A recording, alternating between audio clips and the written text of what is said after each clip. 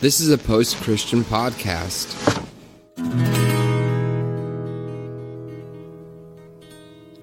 All right, everybody. Welcome to Revolution. So glad you're here. Welcome to all online listeners, wherever you're at.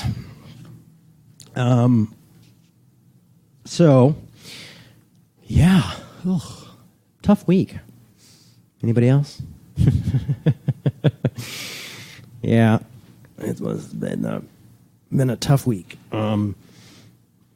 But also got to do Halloween with my kiddos. Man, they love Halloween. My daughter Minnie went as Minnie Mouse. My son went as Yoda. And we went with their mom to their mom's neighborhood, and the whole family got together, which was always nice because the kids really dig that. And learning to co-parent is a tough job, you guys. You know, it is. You know, but we're getting there. You know, it's really nice. You know, see the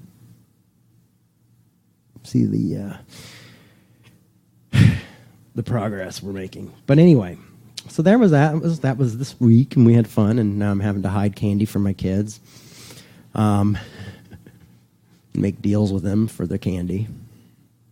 And one piece of candy, and Minnie, she likes to pour her whole candy bucket out to look at everything before she chooses her one candy. So that's a lot of fun. My house literally looks like a tornado went through it. Like, if you guys went to my house right now, you'd be like, does a serial killer live here? No. So I need to clean. Those are my complaints for life. But yeah, so I'm been doing a lot of thinking about anarchy lately, and it's funny. I'm reading this book by Jacques. How do you pronounce his last name? Ellul? Anyway, Pete pronounces it really nice. It's Pete Rollins, for you who don't know. But anyway, he wrote this book called Anarchy and Christianity. And I've been kind of reading it because, honestly, I've been a little bit disillusioned with politics lately on both sides. And so I've just been like, am I an anarchist? I don't know. Maybe I should look into this. And this is more of like, this book's like from the 50s or 60s, 70s, I think. And it's funny that they put the punk rock anarchy symbol on there, because I don't think this guy would ever have thought that. Because a normal anarchy symbol is just a circle with an A in the middle. It's pretty cool looking. But anyway, so anarchy isn't always what people make it out to be, like, tell everybody to go to hell and, no structure, and just punch whoever you want. That's not real anarchy. Anarchy is actually quite an interesting system. And so sometimes I'll basically do sermons on, what is Jay reading? I mean, it's usually what I'm doing sermons on anyway. Just sometimes I tell you. And then other times I'm like, I was thinking the other day. No, but this book has been really good. And it brought up something that I had never thought about, and I haven't heard in an argument, I don't think ever, in political arguments. I've always heard Romans 13:1, which we'll read in a minute, but I've always heard that in arguments, but not this. So, are you ready? Are you ready to listen to a dyslexic read? Get ready. I have read whole sermons before, other people's sermons. I read Tillich's sermon once. Accept that you're accepted. And because I didn't know how to edit, I had to read it all the way through perfectly. So I started 5 times and finally got it done. It was really fun. When Jesus began his public ministry, this is in the book, the gospel tells us the story of his temptation. And you all remember that story? Jesus is in the desert. The devil tempts him 3 times. The important temptations in this context, in the last, is in Matthew. The enemy takes Jesus to a high mountain and shows him all the kingdoms of the world and their glory. And he goes, I will give you, this is in Matthew 4:8-9, I will give you all the things if you will prostrate yourself and worship me. So he's saying, I'll give you all these powers and all the rule of the world, all these things if you'll bow to me. And Jesus goes, I will give you all the power and the glory of these kingdoms, for it has been given to me, and I give it to whom I will. If you then will prostrate yourself before me, it shall all be yours. That's in Luke 4, 6 through 7. Again, my concern is not with the facticity of the records, nor with the theological problems. My concern is with the views of the writers, with the personal conviction that they express here. What is that personal? Because basically what he's saying is,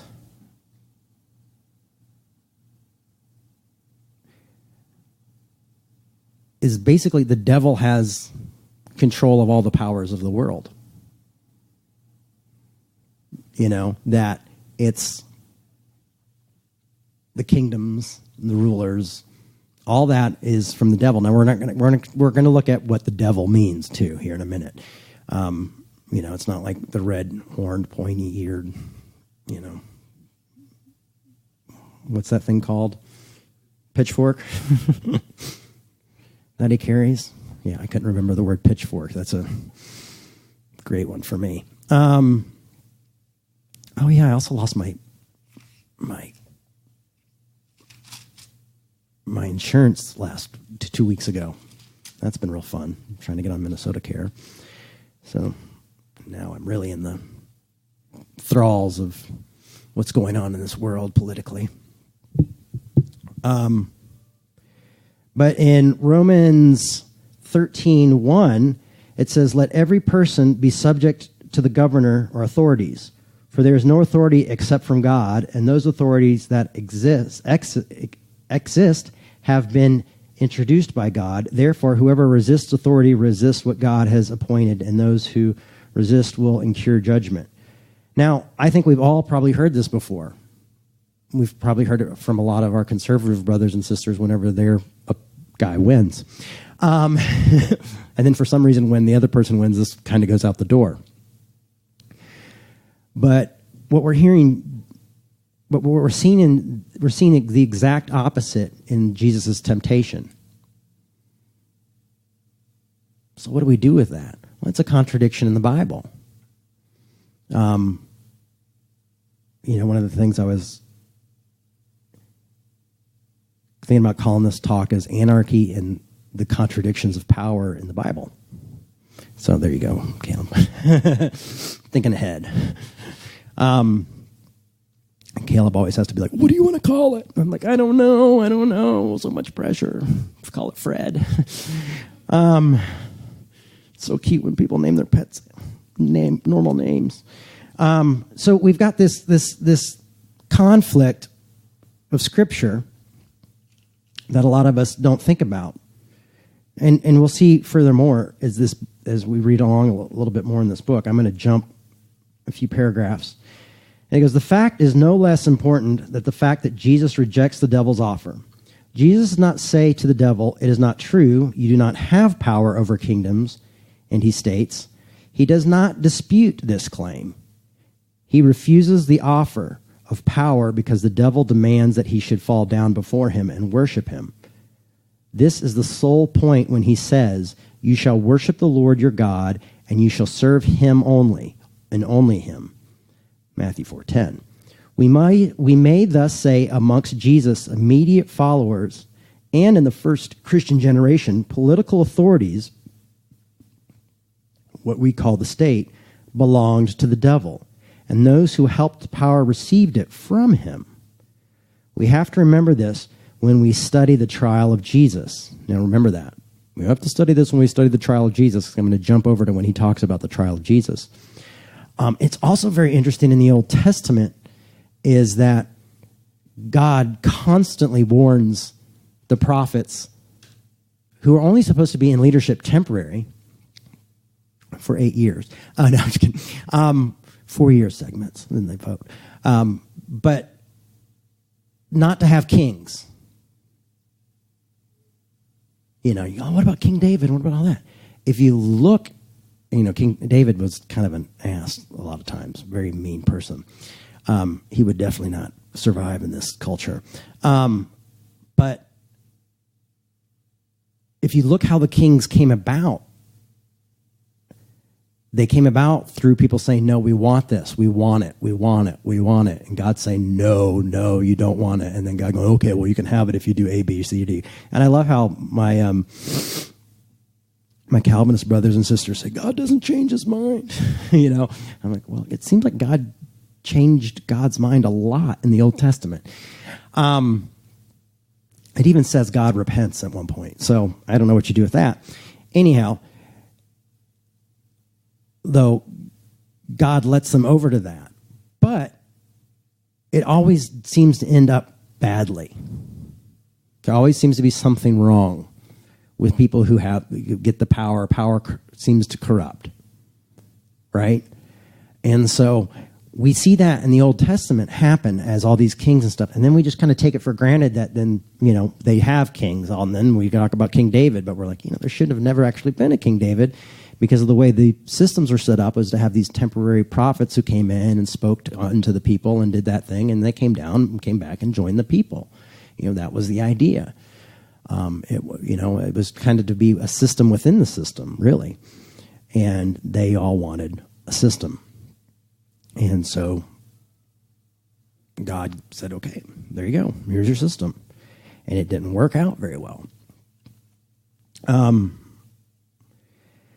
A further question is, why I'm reading from the book again. A further question is, why reference is here made to the devil? And he talks about this. He says here, the diablos, or etymologically, the divider, not a person. So it's actually translated as the divider. The one who's coming up tempting him, not a person, but the divider, an idea. And what Jacques says here is, the state and politics are a primary reason for division. So, the state and politics thus are primary reasons for division. And to be alive now, I think we see that. To be alive in this world now, we see politics being such a huge thing of separating us. So my question is power given by God, as Paul would say, or is it a system of separation, a further system of separation?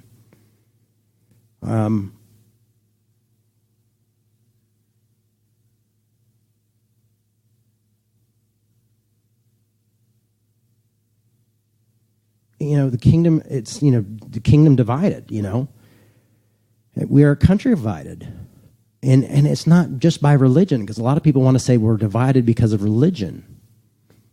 But really right now, if you go and spend any time on social media, what we're really divided by, and the religious people included are divided by, is by politics. And it's often the politics reflected then in one's religion or lack of religion.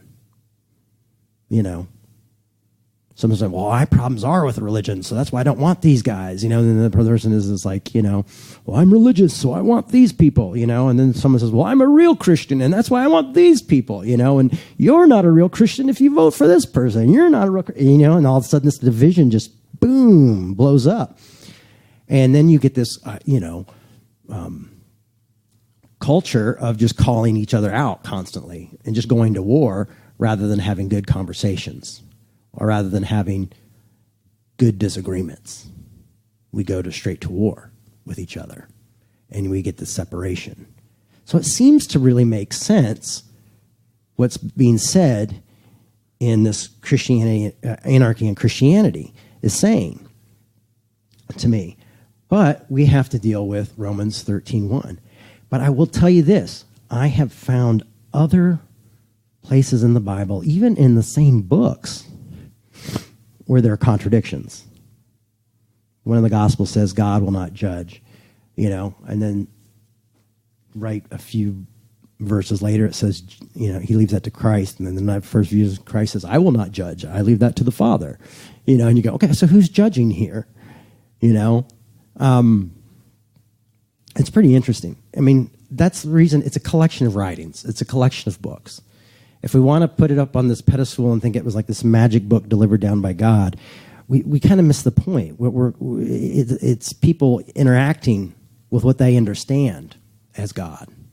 And that's what theology is, And so this is just a theological view of, maybe power is part of the problem. And so I'm going through this with you today as a curious observer as well. I'm not here just to say, like, I agree with this 100%. I'm going through this saying, this is what I'm wrestling with. I'm wrestling with politics and power and putting faith in one person, And I've seen this. I'm going around where everybody's mad. This picture of all these preachers praying for the president, and everybody's mad that they're praying for the president and all this stuff. And it's like, I'm like, when did it become like horrible to pray for somebody? You know what I mean? Like, aren't we supposed to be good to our enemies and do that? You know what I mean? I'm like, really, this is what we're going to shame them for? I mean, like, I'm not saying these guys are like right on because they're up there standing, but because they're praying? Like, really? We're mad about that? Like, even if you don't like the president, if you actually believe in prayer or use prayer, then that's probably something you should be using when you're thinking about someone you don't like, or you're thinking about a hopeless situation, And then you have to get into the theology of, does God intervene or not intervene, or does God, That's a lot of theology. It's a rabbit hole, really. But let's look at this today. Is the enemy, is division, is power given is it a system of separation? And have we allowed it to entice us and play us? Are we being played by politics? Has it just taken over our basic human natures and our fallen nature? And when I say fallen, I mean our own brokenness, our own humanity, and taken advantage of that and caused us to go against one another. Now, I'm not going to say we need to get rid of politics, because I don't believe that. I mean, I believe that, I believe in things like the welfare system. I believe in a government system that should operate well and help people when they're in need. I mean, I believe in that, and should create laws that protect minorities and things like that. But that's not always been the case, especially not for very long. That's something we're still dealing with and still going through. But are the answers always in that power? And sometimes I feel like people put their faith in one politician. Usually who's going to be president, And it's like, I mean, Obama said this really cool thing about woke culture and said, we got to stop calling each other out. We think we're woke. We think we're all this, And he's like, and we don't make any error for margins, and then we end up creating this circle where we're just shooting each other, even people on our own side, because they veer off just a very little bit from what we believe, And I thought it was really good, And I was reading comments, and one of the comments was like, he still sent bombs that killed like a wedding, or he still killed, innocent school children, still got killed by bombs that he gave. And I was like, oh, you're right. What I was thought of the hypocrisy when everybody got angry at Ellen for sitting next to George W. Bush recently. Everybody was like mad at Ellen because she got invited to a party and made one of our ex-presidents smile. I'm like, if you're in this rage over Ellen sitting next to the president, George W. Bush, you should be this angry when she sits next to Obama as well. These people aren't innocent. The fact is, if someone is a president, likelihood of them having blood on their hands is very high. Now, I'm a lifelong Democrat, and and will always have left leanings. That's just where I'm at. I mean, maybe not always, but I feel like I will probably always have those leanings. And then I had somebody who was sitting down with a Trump person, and they were like, have you thought about the lack of war that's happened with Trump? And I was like, really? And he's going over these things with me, and I was like, yeah, I didn't go fact check it, but I was like, wow, it's funny we don't talk about that. I am an easy one to say, like, I do not like this president. I do not like the way he treats people. I do not like the laws that he's helped pass. I do not like that. But I also don't like war. I don't like sending people over to kill other people. I don't like bloodshed. So if there's less bloodshed, that's one thing I can say. I like less bloodshed. Call me crazy. And so then I mentioned that to another one of my friends, and they said, well, he just must not have anything financially to gain from war. And so I was like, okay, now we're looking at this. Okay. So everybody has kind of their opinion and their way to separate it and split it, rather than saying, like, oh, okay, well, maybe this is some area that we can look at and go, like, okay, that's not bad, But no, we don't. We would like to put everybody in the same place.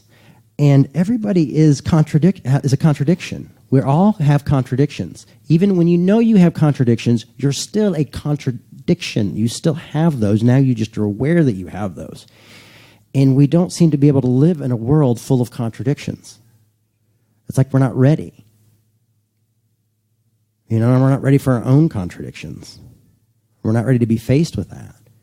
And that's often what happens when you sit down and have an honest political discussion with someone from another side, and they point certain things out, and you go like, ooh, like when me and Caleb went for the kids in cages thing, someone asked me, like, did you go protest Obama when he, with what all the stuff he did to people who were coming, all the deporting he did, because they called him the deporter in chief, was his nickname.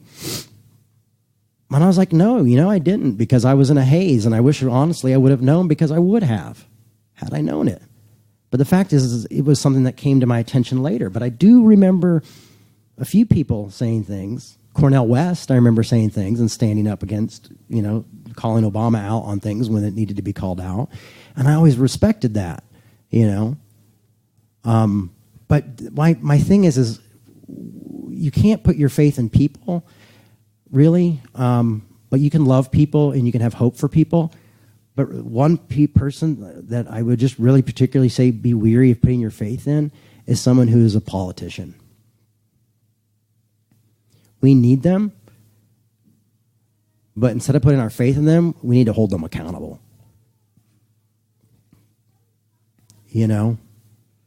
And we need to hold our own accountable. I don't think Trump would have been president had more of us tried to hold people more accountable. If people like Hillary Clinton would have been held more accountable. If what's the other guy running for president right now? Bernie Sanders would have had more of a chance, maybe. I don't know. But look what we did to each other in that political system. I'm speaking from a Democratic view, but there was a mess there, and we should have held each other accountable for that mess.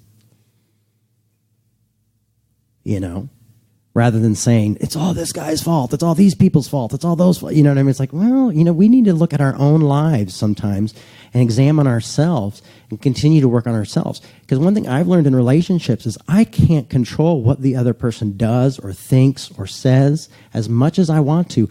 I can't control that. The only thing I can control is how I respond and what I say and how I react.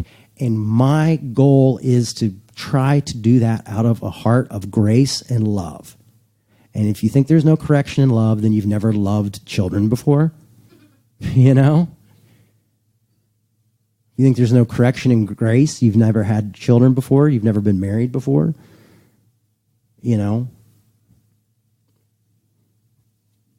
Love disagrees sometimes because there's contradictions in it.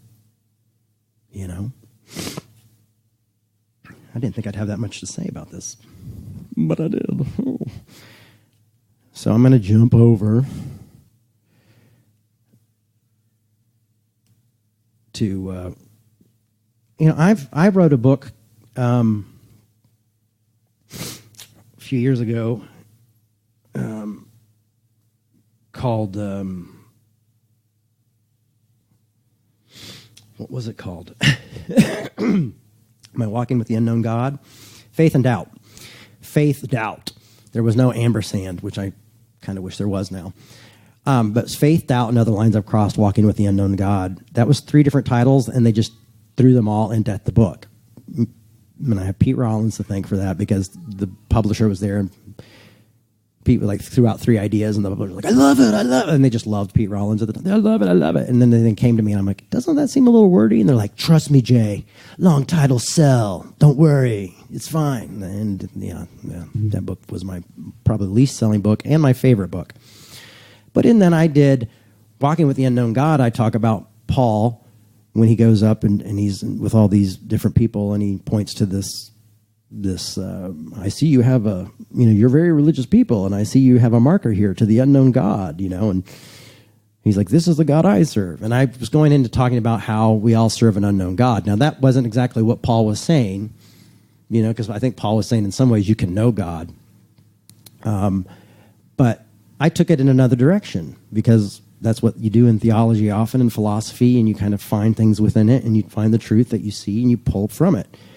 So it was, and that was the funny thing is who called me out on that? I'm going to go right back to saying their name one more time during this talk. You could probably start a drinking game around how many times I say Pete. Pete was like, that was a bit of a stretch. I'm like, oh, if I would have just said a radical reading of Paul, then it would have been fine. But instead, it was a stretch. Yeah, thanks, buddy. So anyway, and if you ever read a Pete Rollins book, stretching looks like. So there, Pete. Hope you're listening. Hopefully I'll get a text next week. You son of a bitch. So in page 65 of Anarchy and Christianity,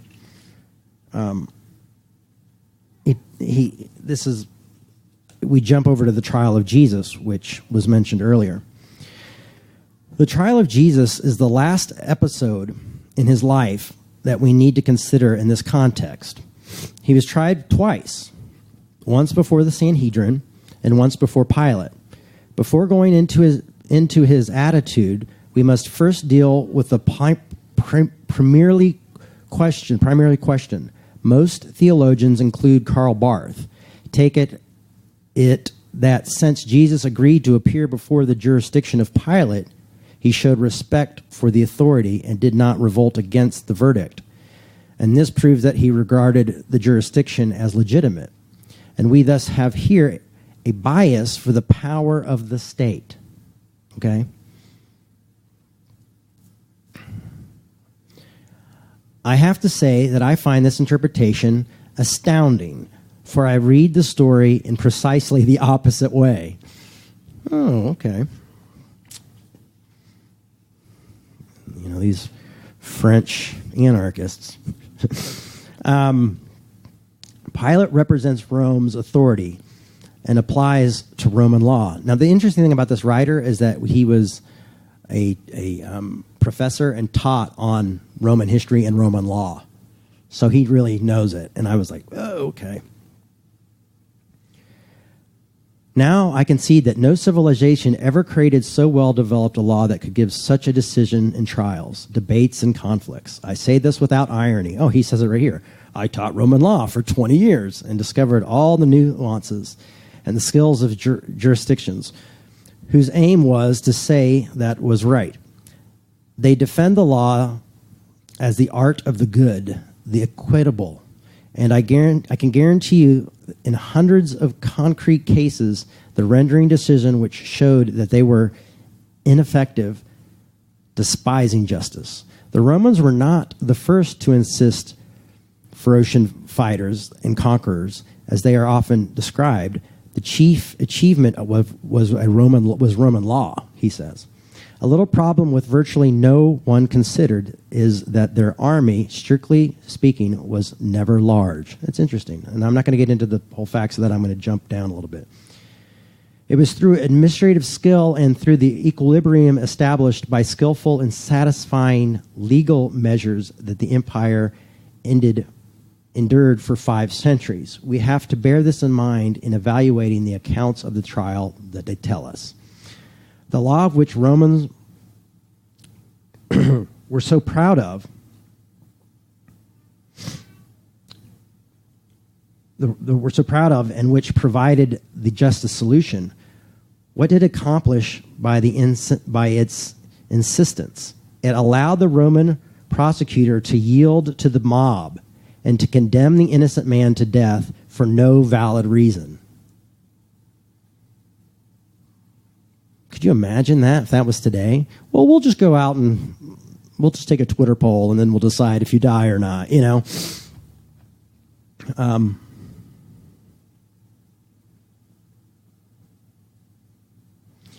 me see if I can even jump a little bit further with this. Yeah, I'm going to just jump over to a little bit more of the meat so we can get this thing done in time and not be here all day.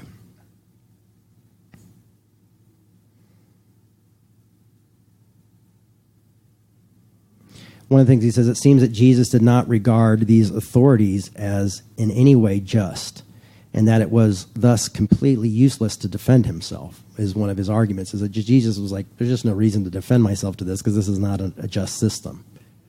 Yeah, and we see that in kind of how Jesus reacts. Now, as someone who thinks about this kind of stuff, you're always like, how do people know what was going on? How do the writers know what Jesus was saying in this? Like, you know, there wasn't any court. One of the people that type in the courts. There were none of them there. Were no record keepers.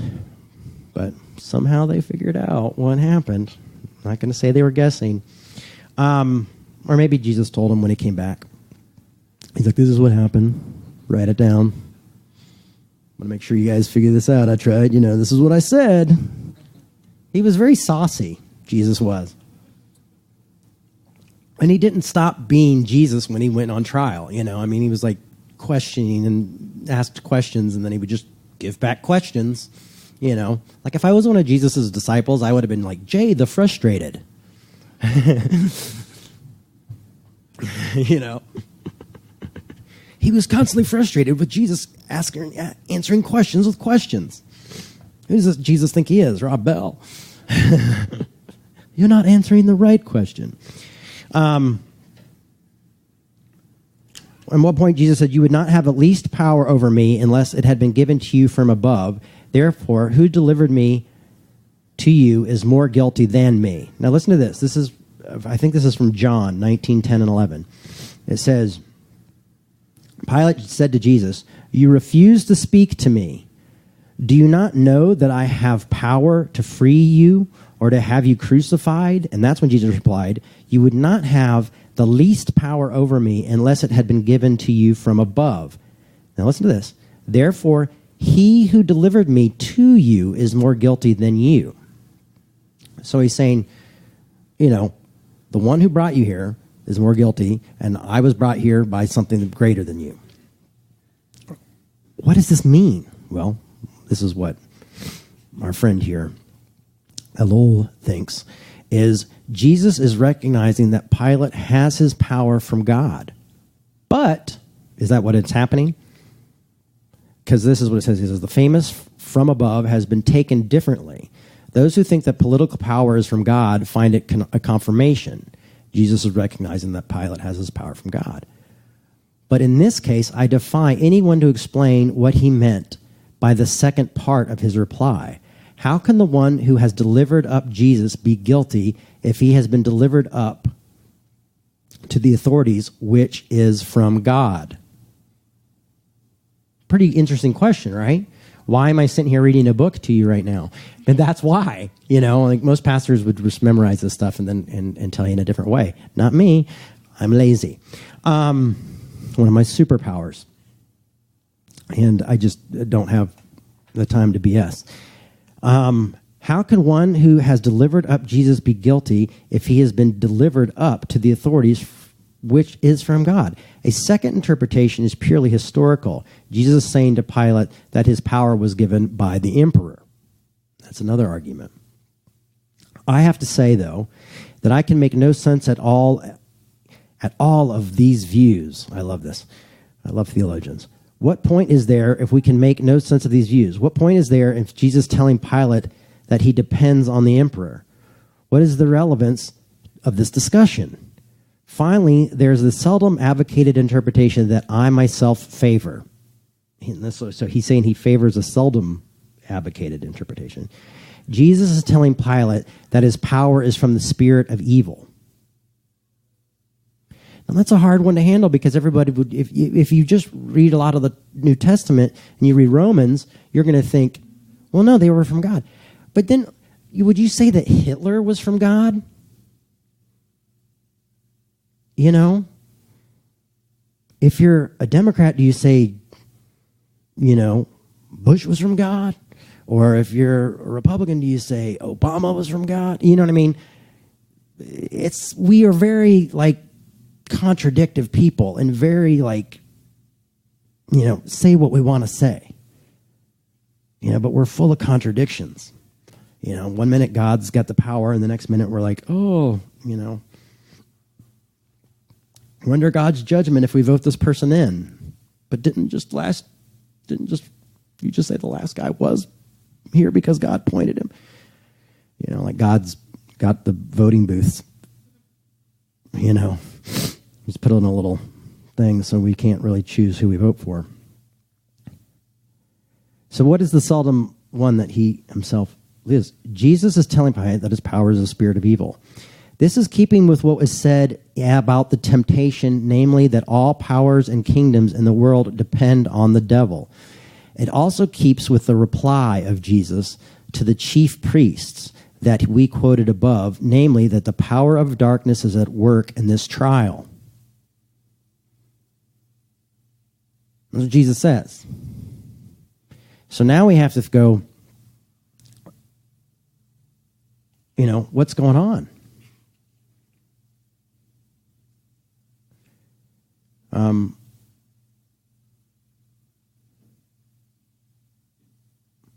I'll end it with what he kind of says that Jesus spoke to Pilate in such a way as to not be understood. In this lengthy series of texts relating to Jesus' face-to-face encounter with the political and the religious authorities, we find irony, scorn, non-cooperation, indifference, and sometimes accusations. Jesus was no gorilla. He was an essential disputer. That's pretty interesting, right? And if you go through and read the story, you'll go, oh, wow, Jesus, and the Pilate's like, what is truth? And Jesus is like, so, are you the king of the Jews? And he said, you have said it, so it must be true. He's like Yoda. And Yoda on trial.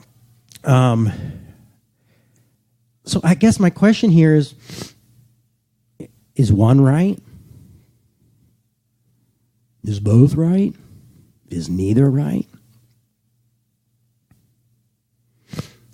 So I guess for me personally, my reflection of this would be, what's the third way? Especially coming from a two-party system. What is the third way? That I'm not going to play by either's rules. That's what anarchy, for me, would say. And that's what I've been trying to live out the past few months. By asking people to sit down together and talk to one another and not just throw each other out with the bathwater. To have hard conversations. To argue well. To not scapegoat each other as they're all this or they're all that. Because we just continue to repeat the same thing over and over again. We just do the same thing to each other, and we don't even realize it, that we're playing the same part with just a different name.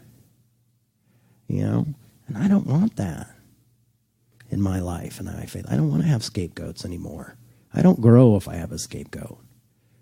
I don't change. I don't become a better human being. I don't become more caring about this world if I just say, it's all your fault, and I'm right. And too bad you're not as right as me, you know.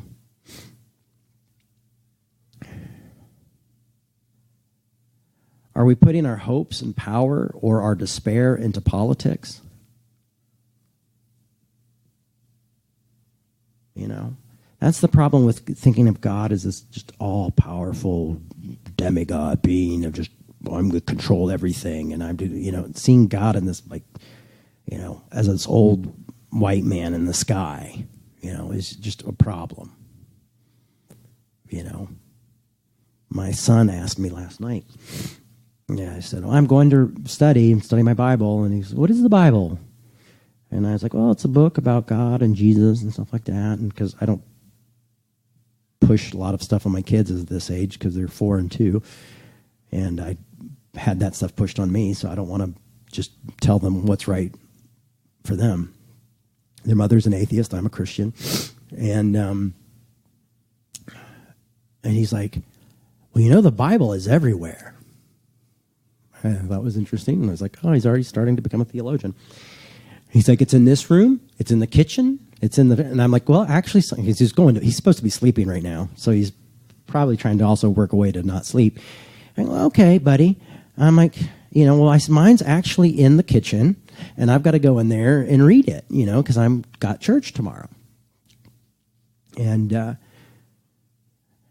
he goes, what is God? You know, where is God? You know, I'm going like, oh, man, you know. All right, well, just tell him what I think, you know. This is my time with the kids, all right? So I was like, what do I think? You know, and then I have to, like, you know, I explain to him that I think God's the ground of all being, you know.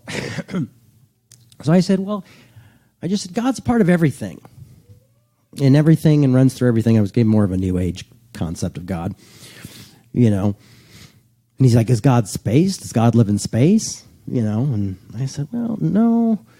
You know, God is part of space. God's bigger than space, you know, and my idea of what God is. And so God's a giant, you know, and I was just like, oh, this is not going anywhere fast, you know. And he's probably giving me the most logical answers to all those questions, you know, because that's what kids often do, you know.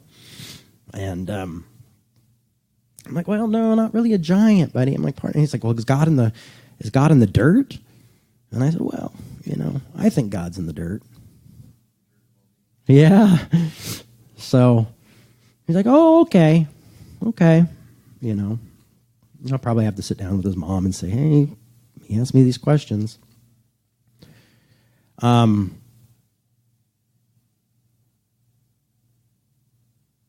But I don't know why I told you that story. Was there a reason? Anybody following along in this talk with me? No. You know, it's just the idea is like, we, you know, oh yeah, what is God? Is God this all-powerful being? You know, so we had this, you know, theological discussion, me and my 4-year-old. What is God? That's a great question. It's a great one, and we'll ponder that forever. You know, in my writings before, I said if you figure out God, God ceases to be God, in my mind. And you become God because you know what God is, and you have the answer. And often when you think you have the answer and you got the power, what happens? Division. So I like to hold things lightly. And so I've decided I'm going to live the third way. And I'm not going to play by either's rules. That might be the punk rocker in me, and, you know,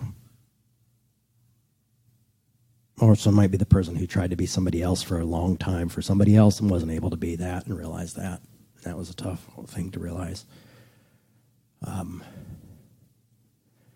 You know, it's a funny thing of the people we try to be sometimes for others when it really doesn't end up helping. We have to learn to be ourselves and be who we are and accept ourselves. And so I'm accepting myself as being this third wave type of thinker. And I don't know if it's anarchy yet or not. I'm going to look more into it and see.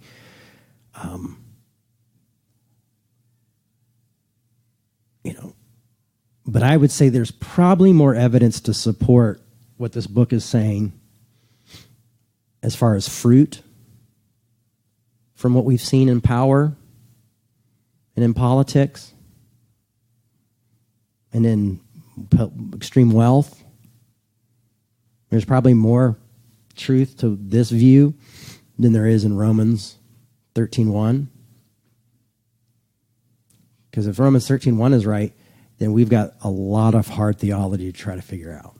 And you know what? I am probably one of the more Paulinian pastors you'll meet. I was a part of a group called Red Letter Christians, and it kind of frustrated me a little bit because I'm like, why are we throwing out Paul? Because I wouldn't understand what grace is without Paul. Paul built off of this wonderful foundation that Jesus laid, but Paul built things that I could actually interact with and understand a little bit more, especially the book of Galatians. And, so what do I do with Paul's interpretation of Romans 1? I just go, I don't agree. And Paul would be fine with that because Paul said God's no respecter of man. And, Paul didn't agree with Peter and rebuked Peter. So Paul knew that there was always going to be theological issues in different belief systems. And maybe Paul would have changed his mind at this point, What was Paul saying? I don't know. I'm going to have to study Romans 13:1 a lot more to try to figure out really where's that coming from? What is Paul saying? And maybe that'll be another talk, another time. So, there you go today. Something for you to reflect on and think about and no answers. So, as I sometimes do, I will leave you with this. Good luck with that. All right. Thanks for listening to Revolution Church. And, please come check us out sometime in person. We've got a listener here today from New York, right? And a friend from Alberta, Canada. Yeah, so pretty cool. Thanks again, everybody, and hopefully we'll meet you soon. All right, now is the part of our service where we talk to each other. We call it Afterglow. Sometimes we connect the talks. I think we should probably just start connecting them all the time. That might just be the way to go. Just be like, if you don't want to listen to Afterglow, turn your iPod off. If you still have an iPod from 5 years ago. So is there any feedback or thoughts? I'll just accept your silence as pure agreement. Yes, in the back. We've set up a microphone for you, and then you sat back there. I know. I was very late. Well, in 1 Samuel, when the people asked for a king, basically, Samuel was talking to God, and God said, I'll give them a king, all right. They're rejecting me, so this is the kind of king who will tax them, he will make their sons go to battle, he'll break up their families and take their daughters. Basically, it was almost like, give them what they want, but it's not my thought, it's not my intention for them to have a king. Yeah. So, I would say that all power is not God. Yeah, right. That's, what is that, 1 Samuel? 1 Samuel 8. 1 Samuel 8, It's like, I'll give them a king if they want a king. Yeah, you want it? Because they rejected me. So there seems to be a lot of support in the Old Testament for what we're seeing here. Is anyone shocked that we're disagreeing with Paul? Kurt, do you have a burning desire? Well, I guess the thesis and the antithesis and is sort of that concept like are the rulers of the earth given dominion by God, or are they given dominion by the devil, or who's the puppet master behind the scenes? And you're asking about like what's the third way? Yeah. And I have read a lot of Walter Wink's material. He wrote a book called The Powers That Be, or a series of books called The Powers That Be. And I feel like he's got a cool take on things. He seems to be a fairly normative Christian, but he views the powers and principalities on the earth as being entities that you can talk about in theological terms, because when people start organizing in groups, they take on sort of larger powers that you can maybe only talk about in terms of it being a spirit or in sort of kind of a metaphysical language is a way that you can actually describe actual real events that happen in the world. So you could say, and I think that public relations is all about trying to spin the narrative as to what your spirit of your company or your political campaign, like what it's all about. So is the spirit hope and change? Well, if you say it enough, then that's what people think of. Yeah.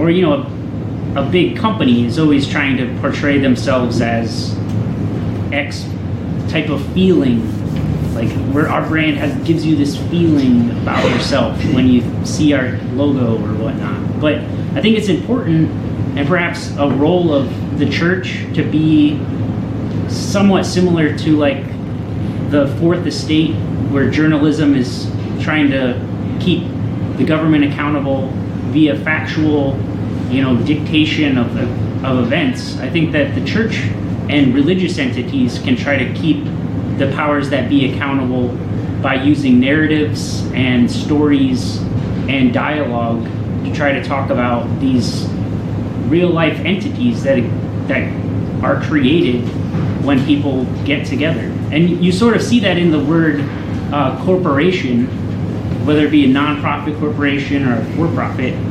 Corporeal, is to be made into a body or a body-like thing.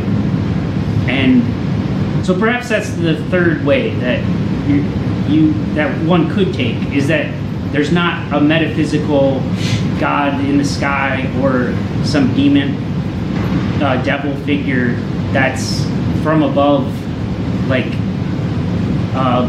the puppet master of the kings or the presidents, but instead it's just a bunch of people that get together and they create entities by doing so, and we can talk about those entities in theological language.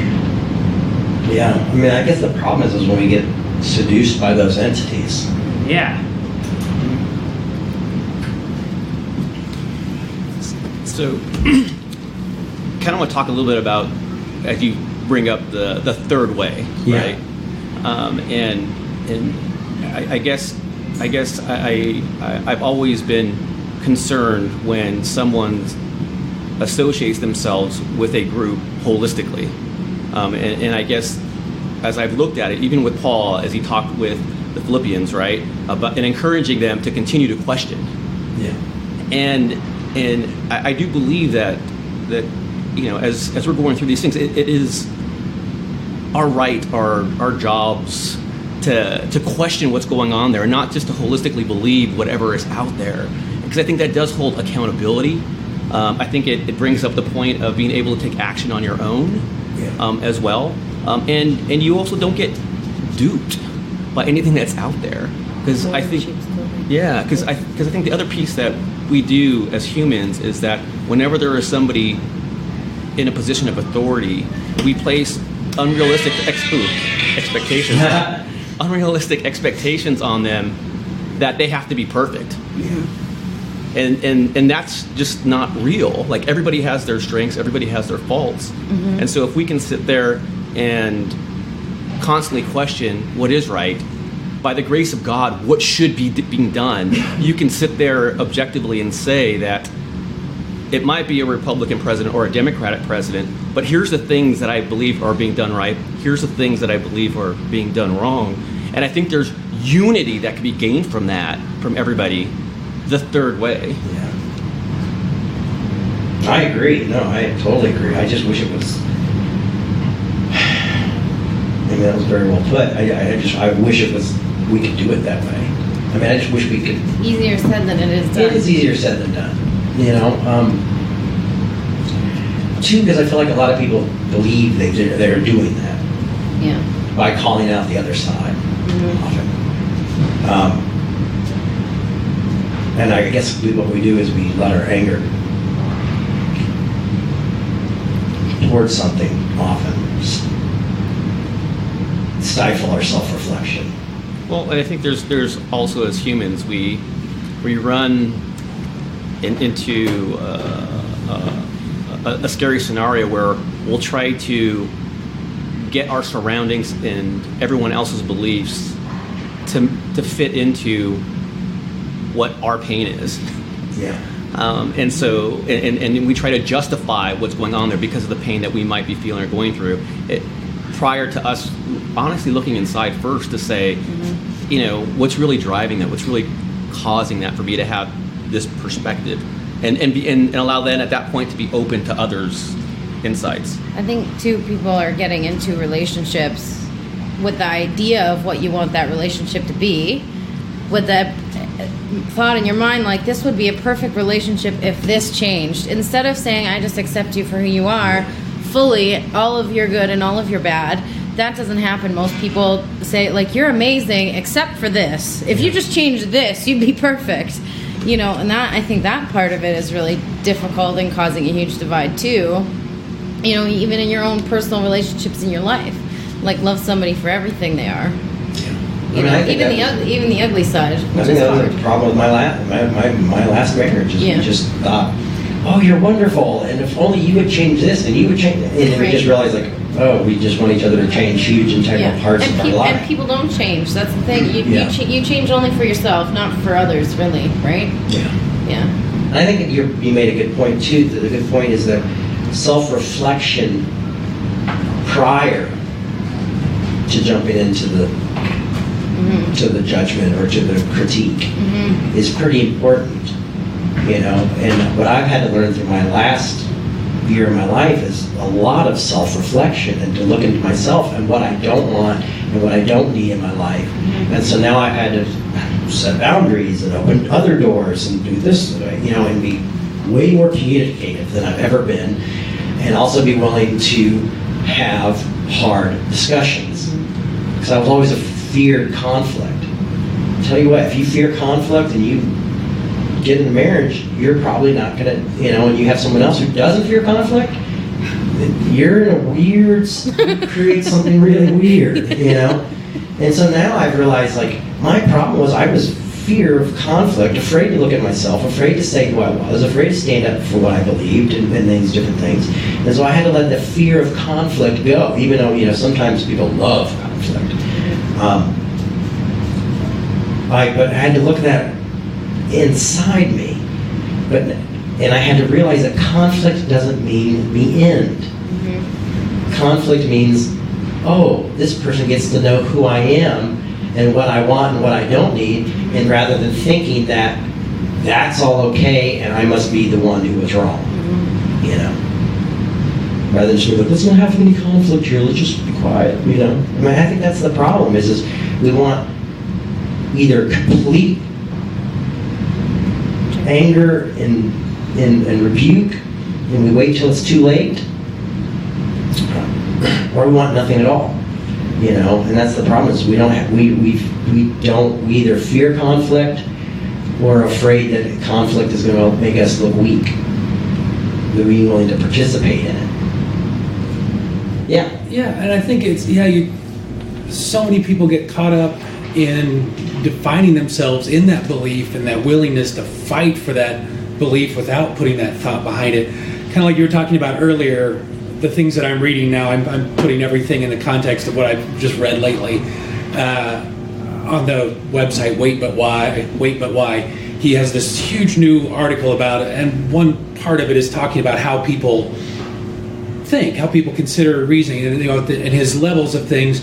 You have kind of a top part, which is the scientific method. You go into it with wanting to make a hypothesis, and now let's beat the heck out of it. Yeah. You beat the heck out of it with me, and I'll try and defend it, from the other side, but it's not personal. So when you're talking about that fear of conflict and that's in a different point than that scientific method kind of thinking about it kick it around, it's not personal, let's but then there's another level down which he kind of calls like the sports fan sort of way. You have a way you kind of want it to go, but you're still kind of willing, at the end of the day you're not willing to die on that hill sort of thing. And then it kind of goes all the way through the other end of being the zealot, where you're not willing to let in any more information that doesn't confirm what you already believe in. And I think a lot of the things we're talking about are people falling on different places on that spectrum. It's so hard to be that scientific thinker and not take it personal when you have something you feel in your your emotional part of, I feel like this is right, and I want you to see it that way, but it real quickly snowballs sometimes into that zealot end of things. Yeah, I mean, especially when people are questioning your identity, or your sexuality, or your race, or something that's so part of you, And then you have the question: is that conflict worth having? When I was at Spark, I had somebody say, "Well, Jay, as a gay person, why would I want to go into a place where my humanity is not recognized?" And I said, "Well, I'll tell you why." Is because somebody had to go into the ELCA, the Evangelical Lutheran Association, when they were not recognized as human beings, and say, I want to be recognized as a human being, which eventually led to them recognizing LGBTQ people as human beings and as equals, But it took someone to originally go in there and say, I'm going to put myself on the line. And I'm not saying that everyone should do that. The world would probably be a lot better place than we did. But, I identify more with a person who's willing to put themselves on the line, even if they don't have a dog in the fight. I've always that's how my parents raised me, is to do that. I think a lot of people are afraid of the conflict because then it means compromise. Like, where do I have to compromise what I want or what benefits me to benefit everybody? Yeah. That's such a good thing. Compromise is so tough. Necessary. It's just so necessary. Yeah, because we're all so different. And we can all exist together. It's okay, right? If everybody's willing, but if we shut down and just force out anger and don't say anything, then we're lost. Right. So we've got to figure out a better way to communicate. Right. Right? I mean, the scientific method I really like. Listen. Yeah. It's not always going to work, though. Yeah, sure. Because it's going to have personal stuff. And that's the hard thing, is I have a hard time telling certain people in my life, like, well, you have to look at it in a scientific method way. And they're like, no, my life and my humanity is being questioned here. So I have to go like, okay, let me listen to you then, because I'm the heterosexual white male in the room, and let's try to work this out together in a way that we can figure out how to make this beneficial. It's really tough to ask people to leave their identities at the door. Yeah.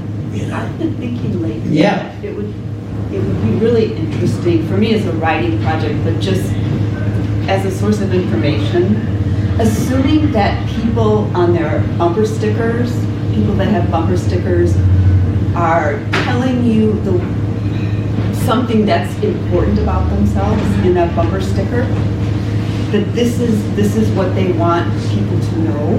Yeah.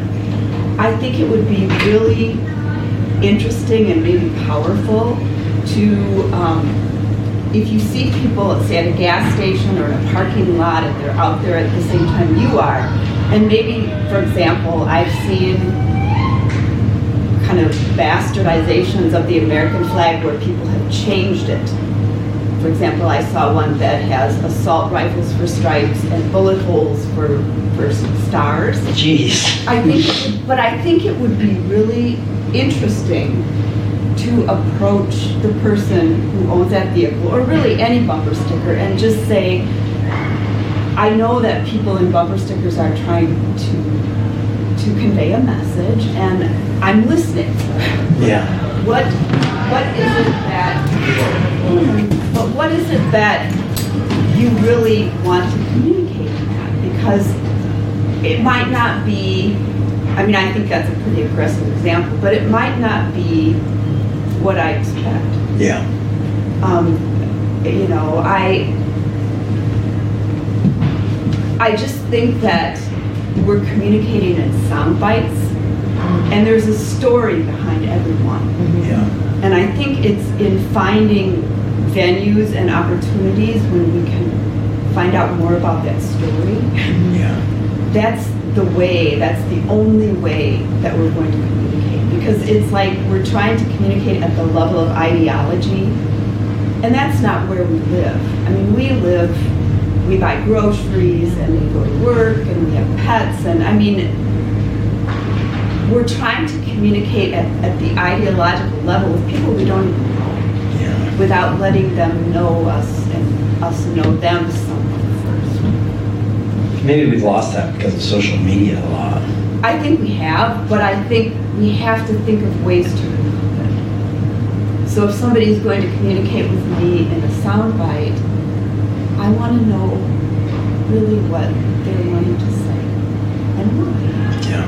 It's important enough to put it on their car. So. Well, it's like how the rabbis handled scripture. In one little verse. And just sit and tear it apart. You know, figure out where is it, what's this, what just examine. But not to have the agenda of, well, so here's the way you should think, or here's what I think. But just to say, I want to hear what you're trying to say. Yeah. Yeah, that's good. I like that. I feel lucky enough to have some people in my life who think differently than me and are willing to tell me. And it's caused me to be empathetic. Is that because you're willing to receive it without saying, well, I actually think this, and I'm willing to bite my tongue. And really hear what they have to say. Yeah, because I mean, then the part of me is like, well, actually, I want to change your mind. I mean, I had a conversation with somebody and I was like, it doesn't sound like I'm going to change your mind. And like, well, do you have to? I was like, no, but I want to. You know? Yeah. But they thought in a completely different sphere than I was thinking. Yeah. You know? As far as politics, they were thinking like personal and family. And then the other person was thinking globally, you know, and I'm going like, oh, but I'm thinking globally and everybody, you know what I mean? So I'm like, oh, no. And then I was like, oh, well, it doesn't, you know, I can't not validate their It even comes back to your concern. Perception. Yeah. Like, It was total perception. Yeah, where are you coming from? Because you're in two completely different places in your mind on those levels. It's not even, you can't even compare. It's like apples to oranges. Yeah. When you're looking at everybody or you're looking at your family, very intimate, right? I'm going to be hopeless now. No, I'm kidding. I'm not going to be hopeless. It's just we got a lot of work. Yeah. Yeah. Faith without works is dead. Now I know why it says that. Anybody else? Yeah, I think kind of Speak. alluding to what was said earlier about like our identity and how we kind of cling to it or cling to this form of identity that we've assigned to ourselves. You know, when you look at these maybe like sports fanatics / zealots, I think it's because they see the players on the field as their avatars. So they see themselves on the field, and so when somebody, you know, gets tackled or hit in the knee, then they're getting tackled, hit in the knee, and it's really this false sense of self that we're putting on ourselves when we look at the world through that lens. the issue is not that my sports team is being, jeopardized and the win is being jeopardized. It's the fact that I'm choosing to allow that to be my identity, which is not. The identity is that I like the sport, but that's not the only thing that makes me as a human being. Same as with somebody like me who is gay, that's a part of me, but that's not all of me. There's something deeper that I think we need to understand, that we are connected in a certain way. And if our identity is in the Christ, then we need to kind of focus on that versus a political party or whatever it is. So I think that's a thing that kind of came to my head. Yeah, that's awesome, Robert. That's a great place to leave it. Thanks, everyone. That was a Post-Christian podcast.